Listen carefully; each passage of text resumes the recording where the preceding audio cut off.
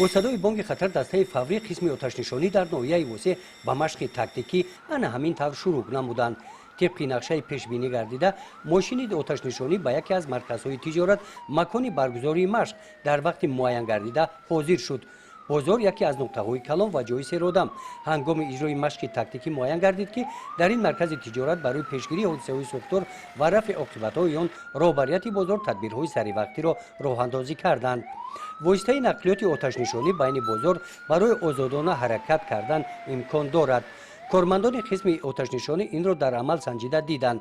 هنگام اجرای مشق مشاهده‌ها نشان دادند که کارمندان بازار و تاجران با کارمندان قسم آتش‌نشانی همکاری زیج داشته عاید اجرای دستورهای پیشنهاد نموده کارمندان قسم آتش‌نشانی در پیشگیری از سوختار در حالت همیشه آماده بودند ابراز داشتند.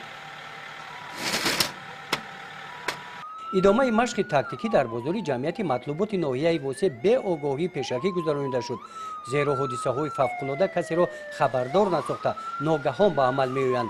معین گردید که در بازار جمعیت مطلوبات ناحیه وسه برای پیشگیری و رفع حادثه‌های سوختار شرایط‌های مساعد فراهم آورده شدند.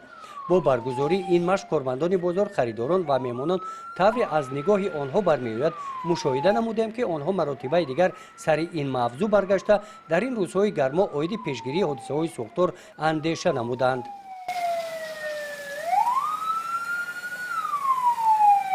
قید کردن به مورد است که سطح کسبیت و شرایط کاری کارمندان قسم آتش‌نشانی ناحیه وسه در دوران صاحب استقلالی دولت جمهوری تاجیکستان خیلی بلند رفت. بنای دوشانه قسم آتش‌نشانی در این دوره ساخته شده با مهیا بودن شرایط‌های کاری کارمندان آن در اجرای وظیفه نزدشان گذاشته شده همه روزه در حالت آماده باش قرار دارند. لیکن کارشناسان در پیشگیری از حادثه‌های سوختار مهم آن را می‌شمارند که آدمان در این سمت باید مسئولیت بلند حس نمایند.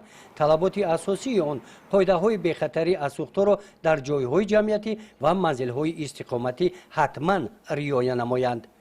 گزارش خواجه نظریف خدای نظر ظهوروف از ناحیه وسه برای برنامه اطلاعاتی نوید.